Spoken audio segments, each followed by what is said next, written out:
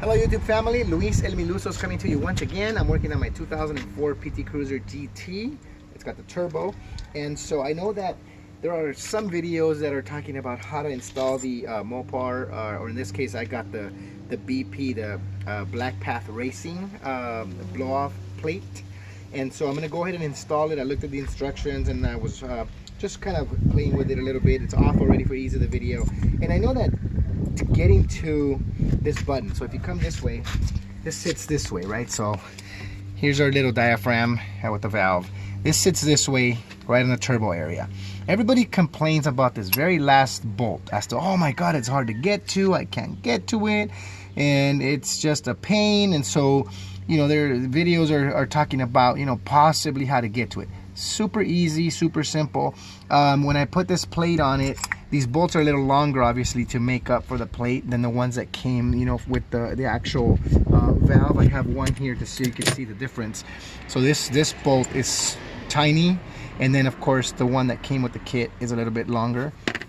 And so what we're gonna do is we're gonna go ahead and find the little half moon or the little smile that's sitting on the actual turbo outlet. And so I'm gonna go ahead and line this up so it lines up this way and it sits like this. So this very last bolt, we're gonna go this way. Now, here's a little trick. If you guys wanna do this job, so you got to this bolt, you got to this bolt, here's what you do.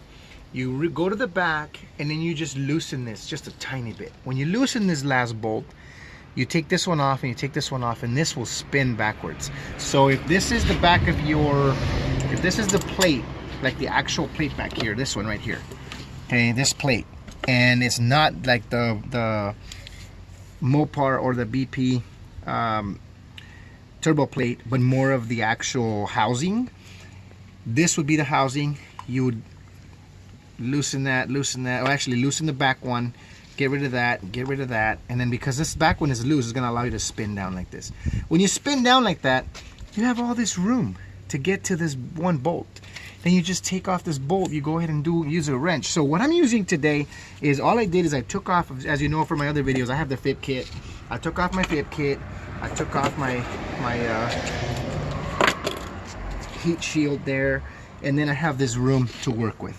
So the gasket that came with this is already there. You're gonna put the gasket on the solid side, and then the solid side goes towards the housing, and then your diaphragm goes here. So when the air comes through the smiley and this diaphragm pushes in and opens and releases the air, it's going to push the air through this center, through the holes, and it's going to vent it out into the atmosphere through these holes right here. So that's the idea. One hole, two holes, three holes, and then the fourth hole over here. So those are the openings that you have here. You have 4 openings in the center. So we're gonna go ahead and just get started in installing this. So we're gonna go ahead and install it. So I'm gonna go ahead and put this on. Again, we're gonna let this fall out, and then I'm gonna go in and line it up with the hole. There's the hole, and then I'm gonna go ahead and turn it. And so you gotta use your, you know, your sense of feel, and all your senses here, and you just have to turn your hands in different angles. So I hope you have medium to small hands. If you have large hands, it's harder, but it can be done. So there, I've actually hand threaded this a couple of turns. Okay, there it is. So this is what I'm talking about. If you spin it down like this, you get all that clearance. If you're trying to take that bolt off while this is up here, that's a pain in the butt. So you don't want to do that. You want to loosen it up, take these 2 out, and then let this spin, because now, look at that. I have all this room to put this little socket, the 10 millimeter socket with my little ratchet. I can come in here and I can fit that in nicely, and I can work on it if I need to work on it. See, if I need to use something else, maybe I have a wrench instead of that. So if you have a wrench, I happen to have this 10 millimeter Craftsman, and it's a ratcheting wrench. You could have one maybe from another brand, but guys, if you haven't done so, go out and get yourself a set of these. It's going to be one of the best investments you've made. This thing has made my life so easy when it comes to working on the cars. So in this case, if I wanted to loosen it up, I just go in here, I can put it this way and work my way up, as you can see. Or in this case, I'm going to go ahead and maybe tighten it up a little bit, so I can go this way now. And remember, righty tighty, lefty loosey. So I, again, hold it. I'm going to tighten it up, not super tight, but just to where Look at how easy that is, even with the plate on. And the plate is extending, you know, a few inch, what is that, like maybe half an inch down this way. So if you're looking at half an inch out, you should have more space when it comes in because you're not really worried about this fuse box. So again, I'm tightening up the bolt. Okay, I feel a little tightness now, so I'm gonna leave it there. I'm still able to spin these around. The gasket's already here that came with the plate. So the gasket goes in. Again, remember, smiley side. So the smile side is going to or the gasket, I'm sorry, is gonna go into the solid side of the plate, and you line up the smile, okay, with it, or the half moon, or whatever you wanna call it. So now what I'm gonna do is lift this up, okay? I'll take the next bolt. Bring this next bolt out over here. And you can even start it this way here. Bring it up and then line it up with the hole. And then turn it. Alright, and look, by hand, I can even just go as far as I can. There you go, by hand, before it even gets to the pressure. Alright, there you go. And then I'll go here, because you do have two little washers and you have a little locking washer. Alright, so now this one's going to come down, and the diaphragm is going to press against you because obviously it has a little spring inside. And then play with your, you know, your angles here. You might need your left hand, you might need your right hand. In this case, I'm going to use both. I'm going to hold it like this, and then I'm going to bring it in and just line it up. Once it's lined up, then I just use both, because you don't want to drop these and then have to go and search for them. So just a few turns. If it's tight and you can't turn, it's okay, because you have room to work with your little wrench or to work with your ratchet.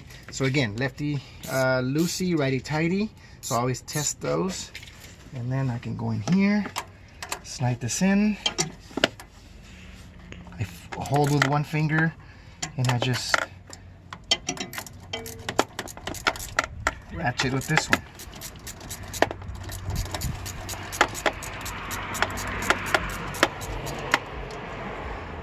Going in.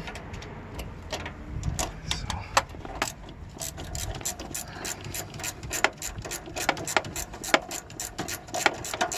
it's not complicated at all. Sometimes I hear these or see these videos and I hear people talking about that bolt in the back being so difficult. I'm going to show you with one of these just how easy it is. Okay, so I'm going to leave it there, snug tight. And this one's gonna, and then the nice thing about this is you can actually even angle it and it still grabs a little bit. You don't have to be super straight. Okay, see, now that one, let's see, alright, that one's done. It's torqued. And this one here should be torqued.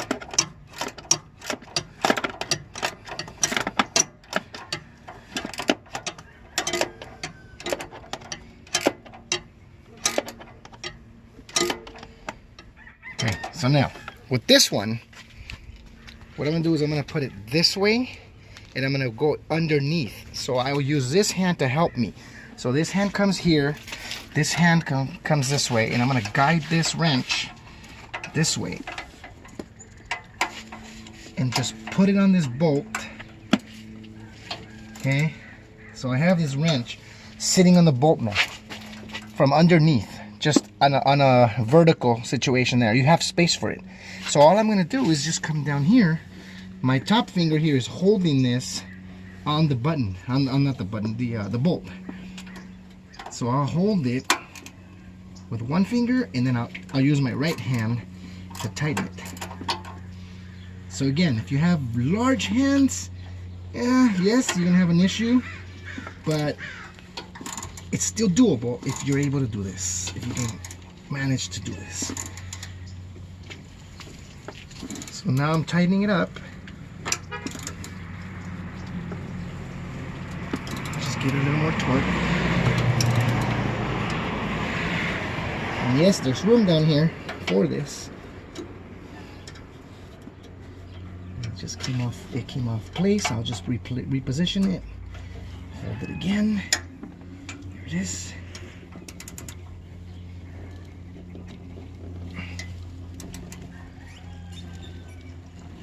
Okay, so that one's done. and then this one was done, and then this one was done, and that's it. There's your plate. You take your vacuum line, you put it right in there, and then of course you prepare your bracket here, or your air filter. You prepare it there, and then when you put this back in, you tighten it, and then of course, I'm sorry, this goes first. Doing it wrong. So this comes in here, you line that up, put your bolts in, and then this goes back in, or your air box or whatever you have, and you put it back on the turbo, and then you're all set. So having this just sitting up here, I'm just gonna go ahead and do a quick start of it, and just let you guys hear it and make sure everything's working right. So we're gonna do a quick startup.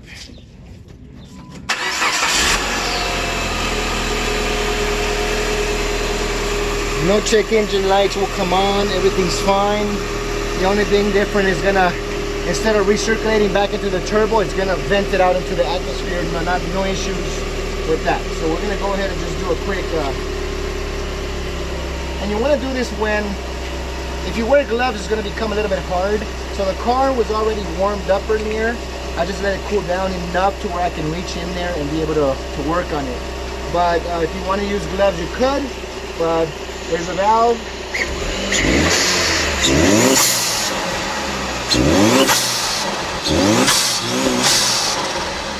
So, in case you guys wanted to hear that, if you guys want to hear anything else, another video, or maybe hear like a run, like a pull with that, we can do that, but the sound is nice and clear with that little blow-off plate.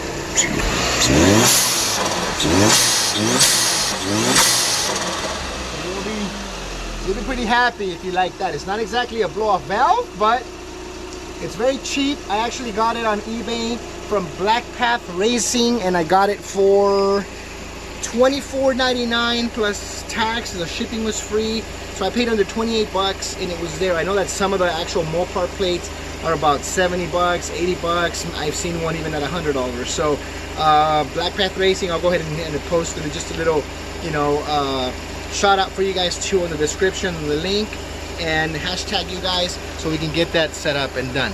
But other than that, thanks for watching. Luis El Miluso. Oh, I forgot. I'm wearing my slow rolling Volvo Club shirt because I actually have gone out to the first meet, my first meet to one of theirs, and great crowd. I was welcomed, by everybody, and everybody just has, that whole cheer and joy for Volvo. And I'm going to be making a video on my 64 Volvo 122S, and that's a project that I'm working on. We're going to go ahead and remove the engine and transmission and replace that with a turbo. So I definitely want to make sure that you guys stay tuned for that particular video. But again, thanks for watching. Luis El Milusos, God bless. Don't forget to subscribe and hit the little bell so when I post new videos, you guys are notified. Thank you to all my subscribers, and I look forward to the next video. God bless.